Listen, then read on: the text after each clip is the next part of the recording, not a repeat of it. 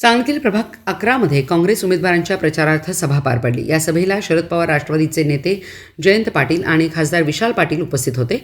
या सभेत काँग्रेसमधून भाजपात गेलेल्या आणि भाजपामधून उमेदवारी मिळवलेल्यावर जोरदार टीका करण्यात आली।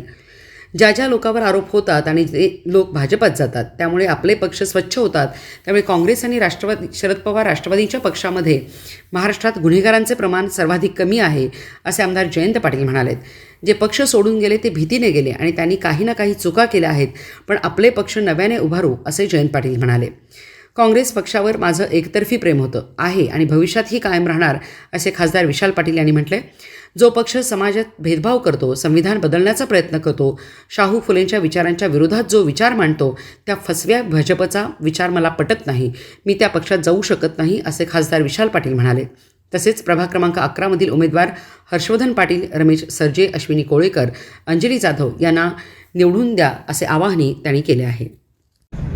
जे आपल्या पार्टीतून तिकडं ऐनवेळी गेले, ज्यांच्यावर पोलीस कारवाई होण्याची शक्यता आहे असं त्यांचा दावा आहे, खोटे आरोप असल्यामुळे ते आरोप घेऊन जे गेले, माझं तर मत आहे की ज्यांच्यावर आरोप होतात आणि जे तिकडे जातात त्यामुळे आमचा पक्ष स्वच्छ होतो, असं माझं मत आहे। त्यामुळं आमच्या पक्षात गुन्हेगारांचं प्रमाण सगळ्यात कमी आहे महाराष्ट्रात।